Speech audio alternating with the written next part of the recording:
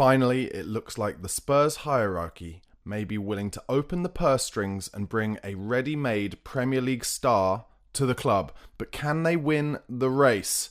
Experience suggests not, but we can but hope. Meanwhile, I'll be discussing a really fascinating interview with one of Big Ange Postecoglu's former fitness coaches at Celtic, who has answered the questions I've been asking of how responsible the manager is for the current injury crisis at the club. And of course, I'll bring more Premier League transfer talk as Barcelona jump to the front of the queue for Manchester United's Marcus Rashford. All this and more on today's edition of Daily Premier League Transfer News with me, Barnaby Slater. Guys, thank you so much for watching and for listening. If you're on YouTube, please do press that like button. Also, please subscribe to the channel. If you're not already a subscriber, I bring you daily Premier League transfer news during January and the summer, always starting with my team, Spurs, of course. You can also listen to this on the podcast platforms, be that Spotify, Apple Podcasts, wherever. Just type in the Spurred On podcast and give me a subscribe or follow there. Really helps me. But let's get started, of course, with all the transfer talk. And Sammy Merkbell, a reputable journalist, says that Tottenham are among the clubs interested in Wolves and Brazil's Matheus Cunha. Nottingham Forest have come out big and identified the player as somebody they're desperate to get in this January. Of course, a few weeks ago only, I was discussing how it looked very much like Cunha was going to sign a new deal at Wolverhampton Wanderers. However, I think it's fair to say that his head has been turned. And after a not great performance the other day, his new manager came out and gave him a bit of stick in the press, which I don't think will have helped. Fabrizio Romano has also said that the Matheus Cunha situation is open ahead of the final days of the transfer window. Nottingham Forest interested, as I mentioned, Arsenal also there, but in my opinion, Tottenham should be throwing money at this situation now. We are one of the few teams who, because of our revenue, can afford to make signings like this, by which I mean around 50, 60, 65 million pounds, proven Premier League forward, ripping it up in the elite division this season. And he is exactly what Tottenham needs. Someone who can play in the forward line pretty much anywhere across it and can come deep into the number 10 too. Other reports say that the possibility of Matheus Cunha leaving Wolves this month is coming stronger. No advancement on contract talks. So for me, he is stalling. He is looking to see who is interested.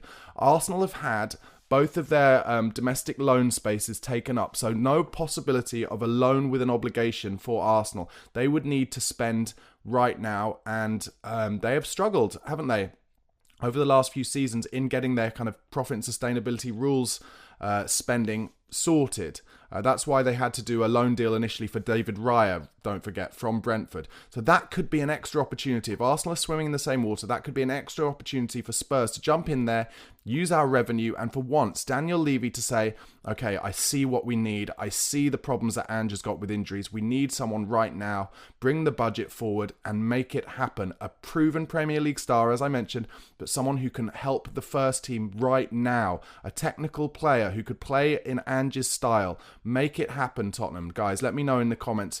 Is he a player that you would want at Spurs? And is there any likelihood, even with these reputable journalists reporting that Tottenham are in the mix, is there any likelihood at all that Daniel Levy will break his kind of almost full lifetime, what he does by actually bringing in a big player now who is proven and ready in January? Let me know your thoughts.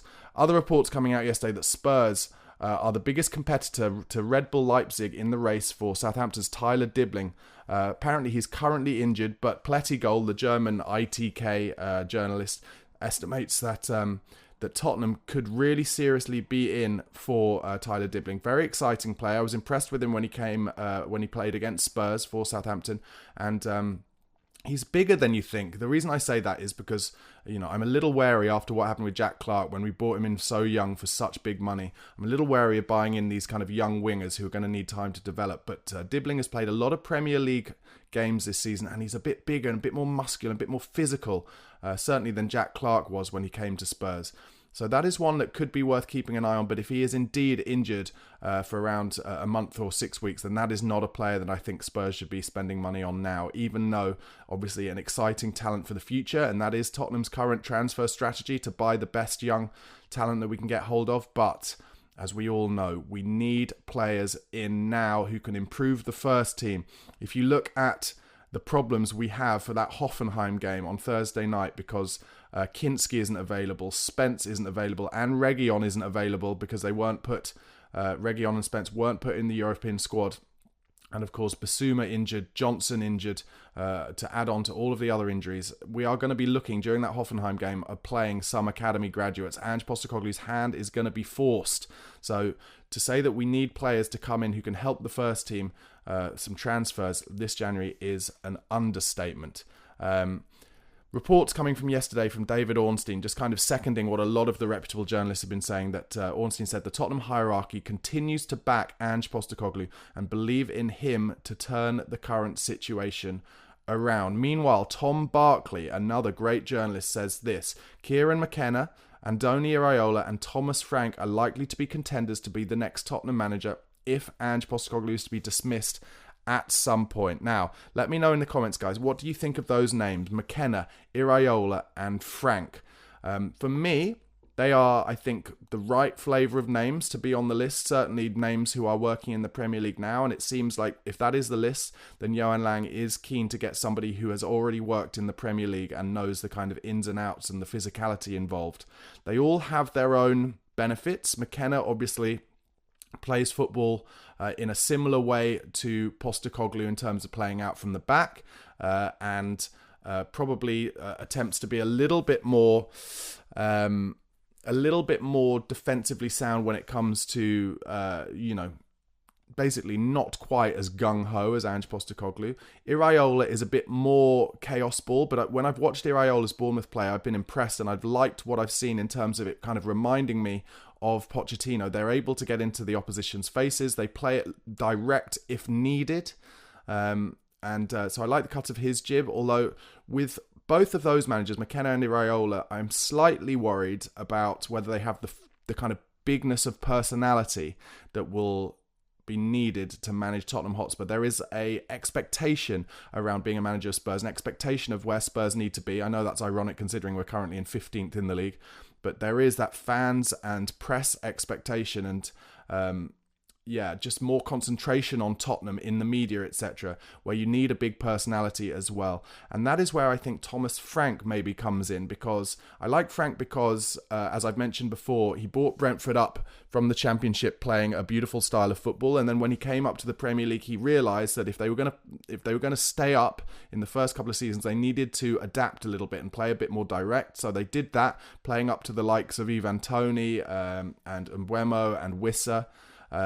But he is now trying to kind of blend that with better football as well. And they've got an amazing record at home at the GTEC Stadium, haven't they? But I think Frank has a bit of a bigger personality. I've seen a number of his clips within the changing room at Brentford. Some of their social media team released some of them. And he's not afraid to be harsh when necessary, but also he's a big kind of man-manager presence as well. I don't know, I like him, but I have seen on social media a number of Spurs fans are kind of underwhelmed by these names.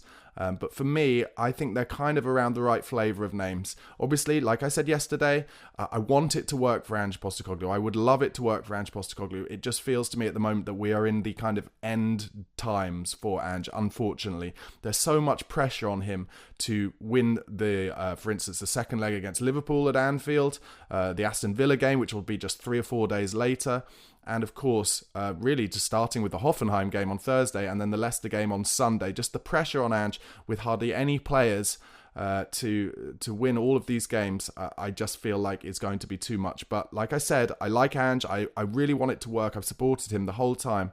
But it just seems like it might be too much. So let me know in the comments your thoughts on that potential next manager list. Is it right, or are you kind of the kind of Tottenham fan who wants a bigger name to come in, someone like Xavi or someone like that, looking at names who are currently out of work?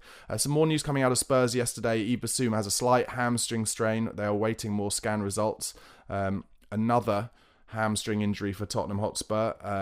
But again, people get angry with me for suggesting it can't be coincidence, but this is really relevant to bring up now, this latest hamstring injury, because yesterday on the BBC website, it was an amazing interview with Anton McElhone, who was the head of sports science at Celtic between 2021 and 2023 when Ange Postecoglou was manager. However, that's not been his only job. He was also a fitness coach at Spurs between 2011 and 2017. So lots of experience in the sports science departments and heading up those sports science departments at big clubs like Celtic and Spurs. And he was asked basically a lot of the questions that I have been talking about on these videos, which is where I feel, just to be transparent at the top before I discuss this interview that he gave, I've been transparent that I don't think it can be coincidence that we've had so many hamstring injuries and so many injuries whilst Postecoglou has been at the club. And that for me is my biggest worry with Ange. If he cannot get his best players on the park, he's not going to get the results. The Premier League is too difficult. All the opposition teams are too well drilled. They've got too much stamina. And if you cannot play your best team as regularly as possible, you will not get the results. So, McElhone said the following: Ange is very clear. This is how I do it at each club. The players will adapt to it over the months. It was a collaboration.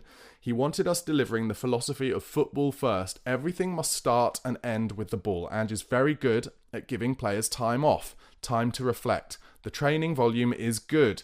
Ange has been noted for his tactical style, and he's a very strong leader on how he gets things onto the pitch. How he does it at different clubs without the same staff is incredible. So this is like a positive start where McElhone is talking about what a great manager Postecoglou is. I think all of that sounds absolutely great. I love the philosophy, always have done. I think it matches perfectly what Tottenham is all about, to dare is to do, taking us away from that conservative, pragmatic style that we had under our previous three managers. So that's all great. And he's clearly a big supporter of Ange. That's brilliant. He was then asked, how hard is it to train for such an intense style? McElhone said this: we know the Premier League is the most dynamic league in the world. It has 20 teams at all the same level and physicality. It's the best league in the world for that.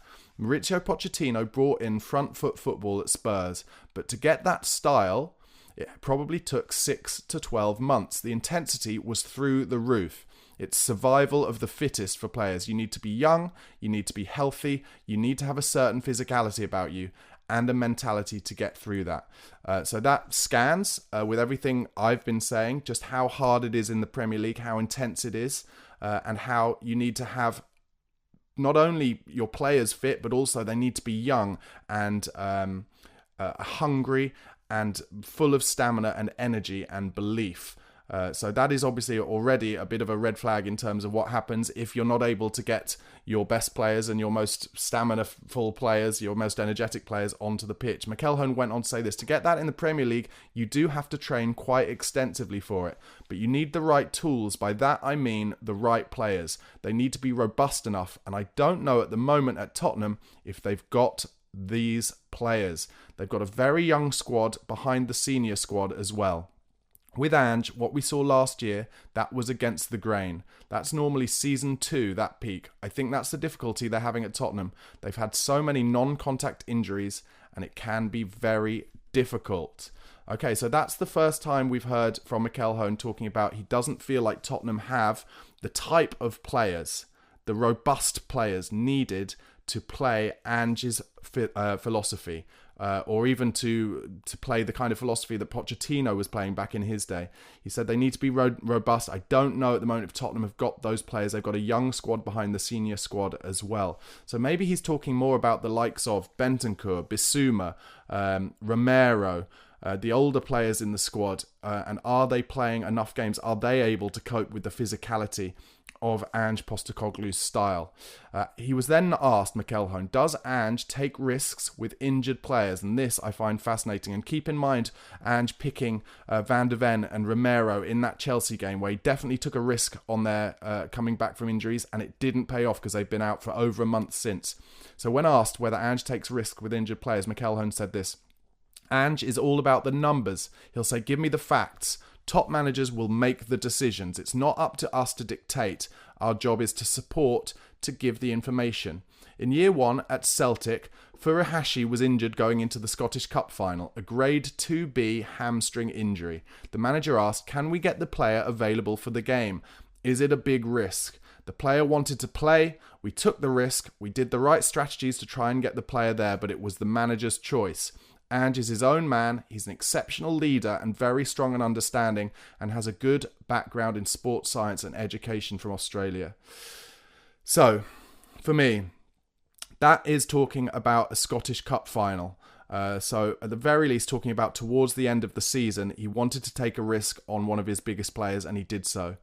For me, that shows that Ange does take risks on players' potential availability getting back from an injury, and that's what happened with Van de Ven and Romero, and it's happened a number of times in his time at Spurs, and it has crippled us on the back end. I'm not slagging Ange off, I'm talking specifically about decisions he's made, and we can't all be perfect, and of course he knows way more than I do, I get that. But would it have been better to have Van de Ven and Romero available for this month or 6 weeks rather than for that Chelsea game that we went on to lose anyway? Absolutely. And have there been numerous other occasions during his tenure where he's brought players back and they've got re-injured very quickly? Yes. So that is a worry for me, and clearly, even though he was doing it previously and maybe it's worked out like in that Scottish Cup final with Furuhashi, he cannot be doing that in the Premier League when we need our best players.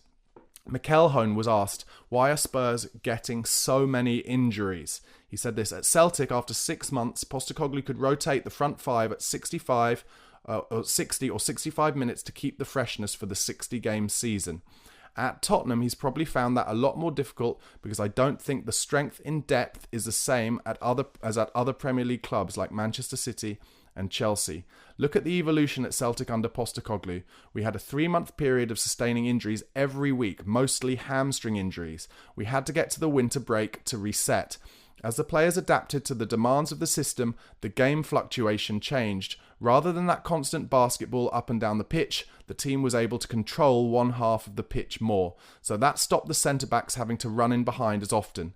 As the game model and philosophy settled, that reduced injuries. At the moment, that is the problem at Tottenham. He has not got the squad. They've had a change of medical staff in the background in the last year as well, on top of all of the other issues. Okay, so this is where McElhone again is going in, I think, more on the club, more on Daniel Levy and Johan Lange than on Ange Postecoglu. In fact, he's protecting Postecoglou here.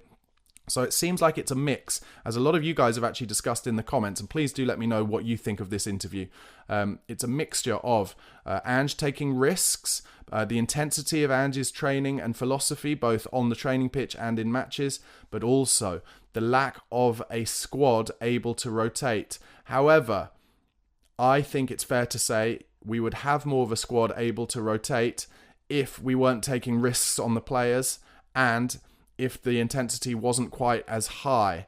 That's just my opinion, and I've been stressing that for a while now, and like I said, that's my only issue with Ange, but clearly Lange and Levy and Scott Munn not supplying him with enough top-level, top-standard squad players, and with the depth he needs, is an issue as well. McElhone was then asked, how is Ange dealing with the pressure? He said, what's really interesting about Ange is everyone that works with him realises this is a very strong manager. And I don't mean this in a critical way, but he's his own guy. He has a Sir Alex Ferguson type mentality. This is how I do it. This is how I work. He doesn't have a network of staff. Every club that he's been to, he does produce, but again, it's never an easy ride. So he will always predict that there is going to be really rough patches involved. I think he has the resiliency, understanding, and experience to overcome these things. He is a very relentless and preserving manager, very strong mentally. Probably one of the best I've worked with. He's not going to worry about the outside noise. He's going to focus on how do we win? How do we play our style, our way of doing it? He will be focused on that in one way only. So big credit to Ange Postecoglou from McElhone there. I just thought that was a brilliant, brilliant interview. Answered a lot of the questions that I've been asking from somebody who has been there. He's been there and done it with Ange Postecoglou, but as well as at Tottenham under Maurizio Pochettino. And very supportive of Ange. And listen, I love all that stuff, especially in the final paragraph about Ange being, Sir Alex Ferguson-esque and being single-minded and how he will make it through the difficult times. But this is the most difficult time that Tottenham have had in 20 years, at least.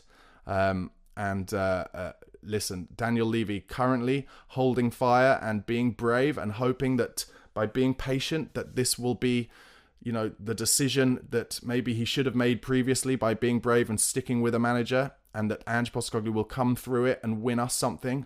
But now I'm afraid Ange has put himself in the situation big time where if he doesn't win a trophy this season for Tottenham Hotspur, it is very, very difficult to see how he keeps his job. Let me know, as I said in the comments about that interview, how much do you agree with, what do you disagree with, and where are you guys at? with Ange Postecoglu? Let me know in the comments. Yesterday on Sky, Stephen Warnock, the ex-professional, said this about Spurs. He said, with their fully fit squad, they're a very good team. But if you continue to play this way, you're going to get injuries. You need 4 centre-backs and 4 full-backs if you're going to play that system. You've got to be able to rotate. So that's not dissimilar to what McElhone was saying, really, was it? But actually, I quite like that from Stephen Warnock, because a lot of the pundits just seem to automatically go into, it's Postecoglou's fault, playing the same way all the time. He doesn't tweak or whatever. He does tweak. He has changed things. Things do change game to game, but a lot of the pundits don't see it. But Warnock sees the importance of the depth of squad. Tom Barkley, again, great journalist, said yesterday, Tottenham want to keep Postecoglou in the job until at least the Carabao Cup semi-final versus Liverpool has concluded, given that the Australian masterminded a first leg victory. However, any major slip-ups between now and then could convince Daniel Levy, who is rarely shy about pulling the trigger, to dismiss the Australian. I think that kind of scans with what I was saying at the beginning, which is how difficult Ange's this kind of state Ange's got himself in is. Hoffenheim away losing could mean the end. Leicester not winning against Leicester would certainly mean the end, I fear, for Ange. Tyrese Hall, just a last bit of Spurs news before I go on to other Premier League transfer news. Tyrese Hall is expected to complete a loan move before the end of this transfer window. Clubs in the Championship, League One and Scottish Premiership are weighing up a possible move. He's highly rated by Spurs, and it's likely they'll sanction a move in order to provide him with his first taste of consistent first-team football. That's according to Sky Sports. Okay, guys, before I get on to other Premier League transfer news, once again, please do give this video a like if you haven't already. Thank you so much for your support. And if you're not a subscriber to my channel, please do press that subscribe button. I'm getting closer and closer to 15,000 subscribers. Loving the building of this community together, guys. There's so much chat in the comments every day, and really strong opinions. And I value all of your opinions, guys. Listen, football is subjective. I know a lot of you get angry with how I feel, but I can only tell you these are my authentic feelings about Tottenham and the Premier League and football as a whole. And you will always get that, whether you agree with them or not. Okay, let's start at Manchester United. Alejandro Garnacho is getting closer to joining Napoli. They've already agreed personal terms. He's had a chat with Antonio Conte. It's potentially a contract to 2029 with an option to 2030, and they're looking, Man United or Napoli are looking to pay about 50 million euros. I think Manchester United will probably want a bit more than that for a player who scored some amazing goals in the Premier League, hasn't he? And of course that will mean pure profit to Manchester United, money they can invest straight away. Marcus Rashford's camp had a meeting with Barcelona director Deco yesterday in Lisbon. Barca are keen on signing Rashford, but the potential signing depends on the exit of Eric Garcia and Ansu Fati's situation. Borussia Dortmund also still interested, and Marseille, according to L'Equipe in France, Marseille are the latest club to express an interest in signing him, but Rashford wants to go to Barcelona, and frankly, why wouldn't you? I said on yesterday's video how Manchester United have jumped ahead of Spurs in the race for Patrick Dorgu from Lecce, the left-sided fullback or wing-back. And Lecce president Damiani came out yesterday and said, we met with Manchester United and we told them that our plan is to keep our key players, including Patrick Dorgu, this January. We're delighted to have Man United here to make a proposal, but our target to stay within Serie A, not get relegated, is crucial. Man United have also made inquiries about Lyon's Ryan Cherki in the recent days. Over to Chelsea, they're demanding at least £70 million if they're going to allow Christopher Nkunku to join Bayern Munich. That is a lot of money for a player who cannot get on the pitch for Chelsea except in the Conference League. At Aston Villa, they are delighted to announce their signing of Andre Garcia from Levante. And at West Ham, just some news that they are keen to back Graham Potter this January with additions at centre-back and centre-forward before deadline day. Okay guys, thanks once again for watching and listening. Please do give this a video a like if you haven't already. And like I said, trying to get to 15,000 subscribers, getting pretty close now. So please do subscribe to the channel for daily transfer content during January, always starting with my team Spurs. And if you really want to support me making this daily content, I so appreciate it. You can become a member, only £1 a month. I really appreciate your support. All the details of how to become a member on Patreon or on YouTube are in the description box below. Have a great hump day, guys. Cheers.